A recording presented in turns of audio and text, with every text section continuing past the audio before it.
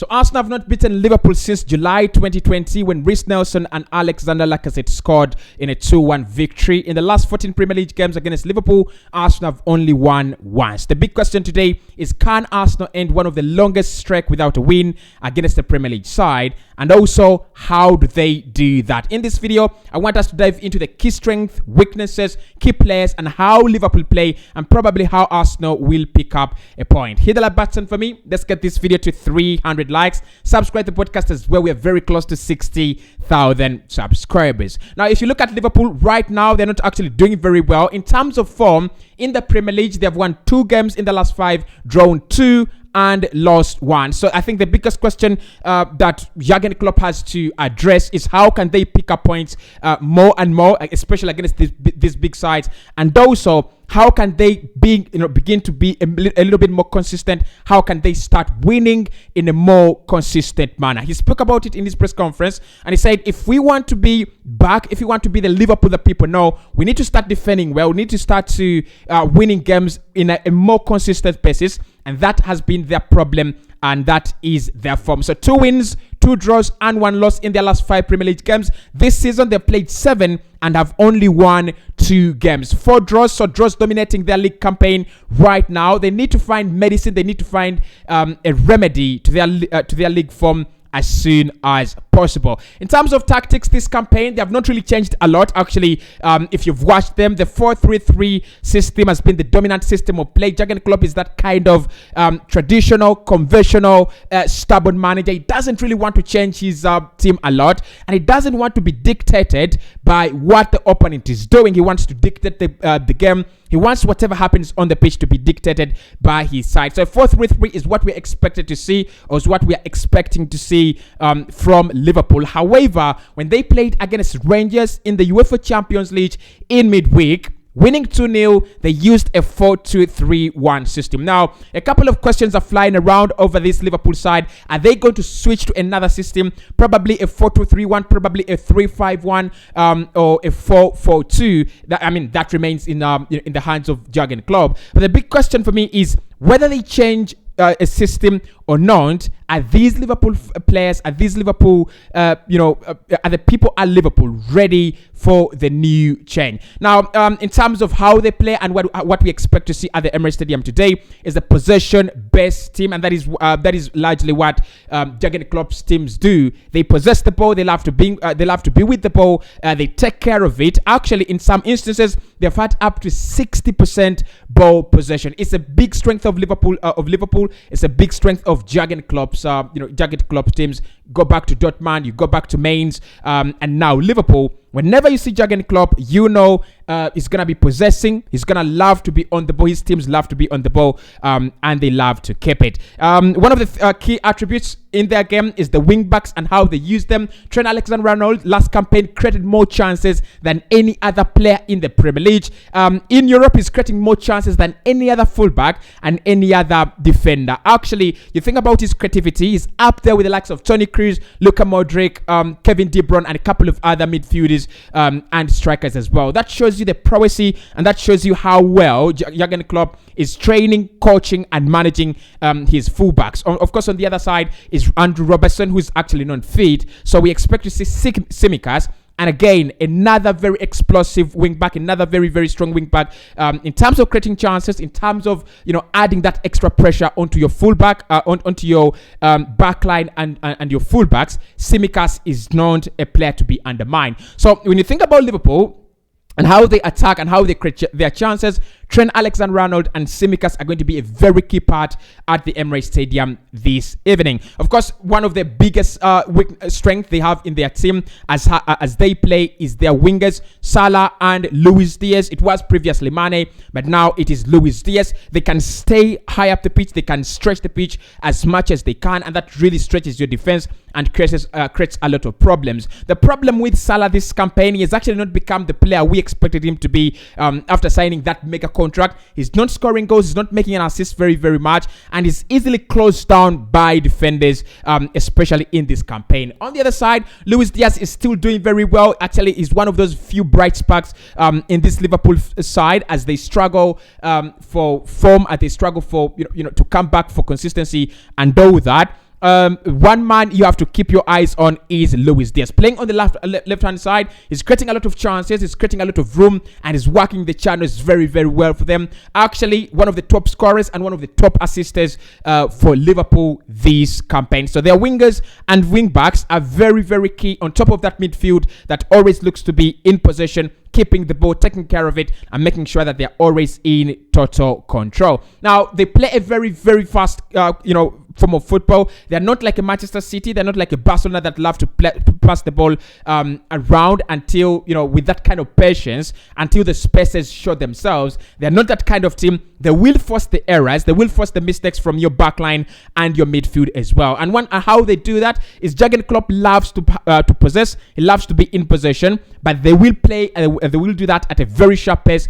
They do that at a very, very fast pace. And that's one of the differences between him and Pep Guardiola and the likes of Xavi. His game is very fast. It is full of intensity and full of life as well. The other thing Liverpool do a lot in terms of how they play and how they set up is quick passes and quick combinations. And I think this is a thing Arsenal have to watch out for this evening. The likes of Jordan Henderson, the likes of Luis Diaz, Salah, and Roberto Firmino, the way they exchange positions first and foremost, but also the way they exchange those passes in quick combinations. It is easy to fool defenders. It is easy to confuse defenders, and that is how they create their chances. Quick combinations, quick passes, and also they are very, very swift in tight spaces. So if you look at how Liverpool play in the final third, in their own half, they're always going to be fast. They're going to have those quick successions, quick combinations, quick passes, and they're very, very deadly on the break as well. They use the speed of Luis Diaz, Mohamed Salah, Roberto Firmino, Diogo Jota, and a couple of other players that are able to run. And of course, the intelligence of Thiago, Henderson, and Fabinho to play that ball over the top, plus the likes of Alisson, whose distribution is one of the best for goalkeepers in the world, and Virgil van Dijk as well. So playing in a 4-3-3, 4-2-3-1, or 4-5-1 doesn't really matter, but that is how they play, and that is what they try to do this season against the likes of Brighton, Manchester United, and the likes of Crystal Palace. At times, Liverpool are happy to sit back and catch you on the break. That has really not. I really don't understand why they've actually done that in most of the games they've played. But I guess Manchester United, you could see when Manchester United had more of the ball, Liverpool were happy to sit back, catch Manchester United on the break. Actually, the reverse was expected. We expected Liverpool to be more on the ball and Manchester United to be waiting for the break. But all in all, Liverpool, that is how they play, and it's still a very, very big threat. So the key strength of this Liverpool side is what Arsenal have to focus on, and of course, the weaknesses. The strengths are, number one, the possession. Like I say, they can go up to 60% in terms of ball possession. Arsenal have to be mindful of that. The likes of Thomas Partey, Xhaka, and Martin Odegaard have to make sure that whenever Liverpool are in possession, you try to press them high up the pitch, and you try to make sure that you win the ball back, fast as you can. That means Arsenal will have to work a little bit harder than Liverpool. Liverpool do know each other. They do have those combinations that are naturally formed by time. 6 years playing together, 4-5 years of some players. These combinations have been formed, and they have actually withstood the test of time. So for me, being in possession is a key characteristic and a key strength for Jurgen Klopp's side, and Arsenal have to be very, very wary of that. Over the weekend in the North London derby, we did see that Arsenal were in possession all the time, and Tottenham Hotspur really saw a lot of problems come their way. If Arsenal allow Liverpool to be on the ball up to 60-65% of the time, Liverpool will create chances, they will cause errors, and they will score goals, and they will win this game. Number two, in terms of their strength that I've actually highlighted, is that they can score as many goals as the chances they create, and we've seen that in the 9-0 win against Bournemouth this campaign. Now, you can think about whatever you say. Bournemouth are not a quality side and everything, but Bournemouth currently are above Liverpool on the Premier League table, and that shows you that although many people do not rate them, although Bournemouth didn't start very well this campaign, they do still have that element of quality. And the fact that Liverpool smashed them 9-0, it only brings out the quality they have in this side. Roberto Firmino, Darwin Núñez, Luis Diaz, all those players. Darwin Núñez didn't score in that game, sorry. But all those players can be a very, very big threat in front of goal. They can finish off their chances. Actually, every member of that front three can finish off chances. be it Salah, Darwin Núñez,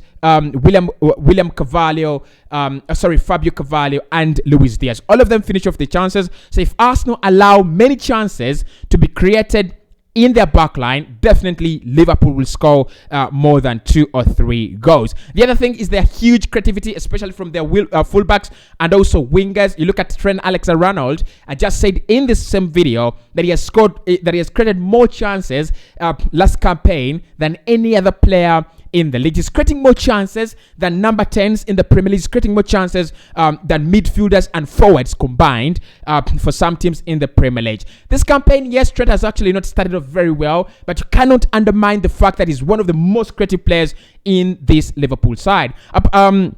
Aside Trent, you have the likes of Thiago Alcantara, brilliant midfielder, creates a lot of chances for Liverpool as well. You have the likes of Tsimikas, you have the likes of Luis Diaz, who can actually create chances for himself and score, or set up the likes of Salah,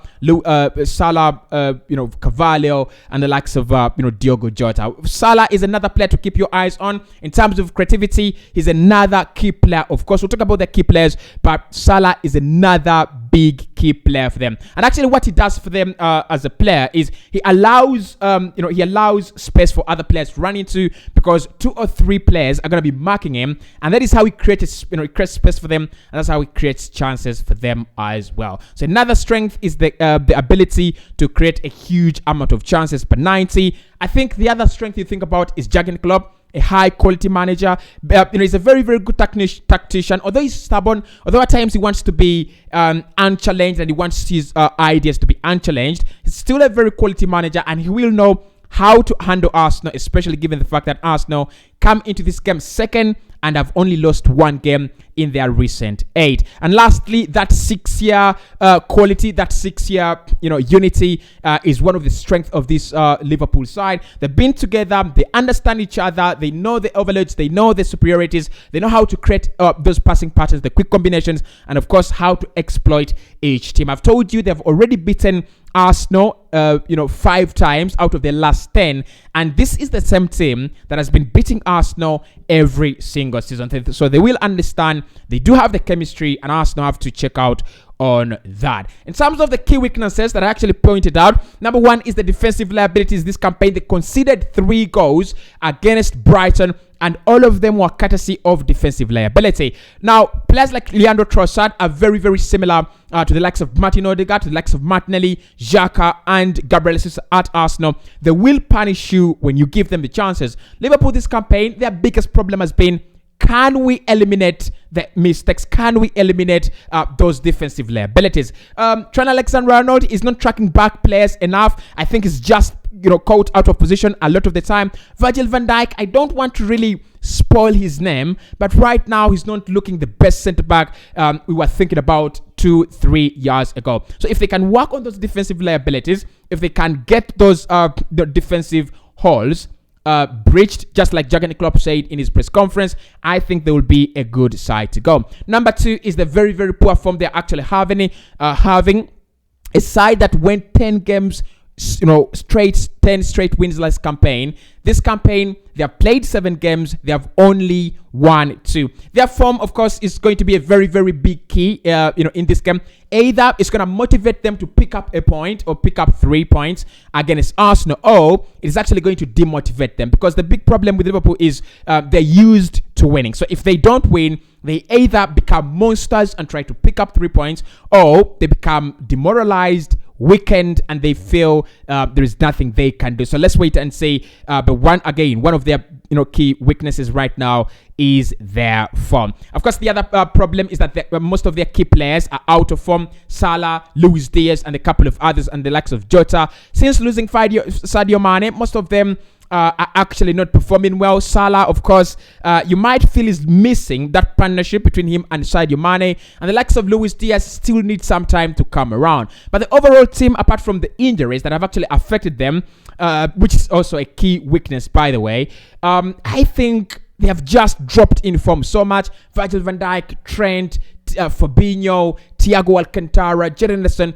their form has actually dropped a little bit, and not just a little bit, but so much. So if Arsenal are looking to exploit Liverpool, you look at some of their key players and how they've actually dropped in form. Of course, for me, number 4 is always Klopp's stubbornness. He knows why he's losing games. The likes of Trent Alexander-Arnold not defending well. The likes of James Milner should not be starting for Liverpool in 2022. He doesn't want to work upon that. He doesn't want to change that. He wants to be that same manager who says, I know what I'm doing. Do not try to advise me. So Klopp's stubbornness for me to some extent has actually lost a couple of points for Liverpool. And a few Liverpool fans, especially the Anfield agenda, will agree with me. Klopp has lost a few games for Liverpool this campaign. And finally, one big weakness that Arsenal and Liverpool share is key individual errors. From last campaign, Arsenal was one of the clubs that were averaging the highest number of individual errors that led to goal. This campaign, it is Liverpool. They're giving away the ball so easily. They're very sloppy in possession, and in the back line, they're not actually clearing their lines very well. And even when they have the chance to clear their lines, they don't clear the lines as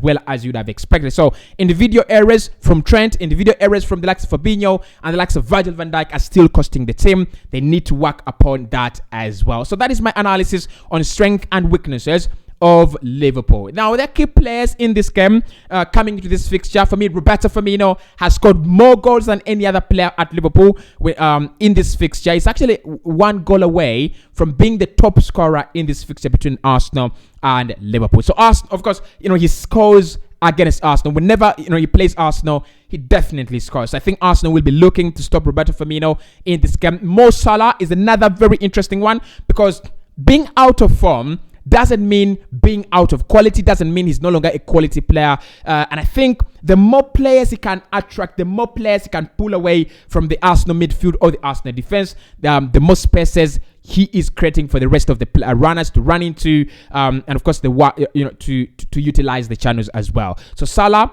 is a key player for Liverpool that should be kept an eye on. Trent Alexander-Arnold, of course, we know actually is going to be a key player on both sides. His defensive liability is key for Arsenal to create chances and also to create that kind of room to run into. And also his lack of pace in terms of going back just allows the likes of Gabriel Martinelli to fit into that space and utilize it very, very well. But of course, Trent Alexander-Arnold, his creativity is what Liverpool fans and the whole Liverpool community will be looking at. One of the best creators in the game right now, one of the best right backs in the world for me. Actually, if I think about the likes of Hakimi, I would group Trent Alexander-Arnold up there with the likes of Hakimi, Reece James, and probably Denzel Dumfries. So I think about Trent Alexander-Arnold, you think about creativity. He's a key player and he creates a lot of chances for them. Alisson is another big player for Liverpool in terms of ball distribution, in terms of goalkeeping as well. He's a very, very good goalkeeper. In terms of serving shots, he's not one goalkeeper you think you're going to beat with ease. So you have to think about you must be clever, you must be sharp, and you must be very, very clinical to beat Alisson. But also, one key part of their game is playing out from the back, attracting opposition, drawing the opposition in, and then playing that long ball over the top and creating lots of chances behind your defense. And one player to do that is Alisson. One of the best players, one of the best goalkeepers in terms of ball distribution. For me, not even just goalkeepers. When it comes to playing out from the back, one of the best players, as aside being a goalkeeper, is Alisson. And lastly, one of the key players that I think we will be looking at here is Virgil van Dijk. He's got the ball playing ability that Liverpool and Jurgen Klopp's teams do thrive on. You think about him playing that ball into Salah, playing that ball into Luis Diaz, and playing that ball into the likes of Jota and Roberto Firmino is something that Arsenal have to work on. You must stop those balls as much as you can, and I think Gabriel Jesus is one player to do that. Press the likes of Virgil van Dijk so that they don't get the time on the ball to play those clever long balls. But the other thing is also defensively is a very, very strong pillar in that Liverpool defense. Yes, he's had a couple of nightmares this campaign against Napoli, against Brighton, but you can't take anything away from him. He's still a quality centre back. He's still a very, very strong modern centre back. So those are the key players, key strengths, weaknesses, and also how Liverpool play. The big question now is, how do Arsenal expose Liverpool? How do Arsenal beat Liverpool? The first thing that I've looked at here is you've got to be patient. Arsenal do love to be on the ball. We love to pass the ball around, and we love to be in possession. So do Liverpool. Liverpool do have a very, very good shape in terms of sitting back and waiting for you to make the mistake, and create that short counter attack. So what Arsenal have to do is keep the ball safely and be very patient. Chances will come. We've seen it with every team. Brighton, Napoli, they will pass the ball around. They will play their own football patiently, and the chances will come. And when they come, you definitely have got to use them. The other thing is that take care of the ball well, more than Liverpool. It's one thing that I've told you. Their wingers, their fullbacks are very deadly on the counter. If you let the ball into the hands of Luis Diaz, if you let the ball into the hands of Salah, he's definitely going to punish you. So when Arsenal have the ball, take care of it well. Don't allow it out of your side. Don't allow it out of your possession. And that is one way you can also better this Liverpool side. The other thing I've seen is that be innovative and take risks. All the teams that have beaten Liverpool or have actually picked a point against Liverpool this campaign are innovative and do take risks. You have to shoot outside the penalty area. You have to always check out those clever passes into the channels. Liverpool players always ready for them.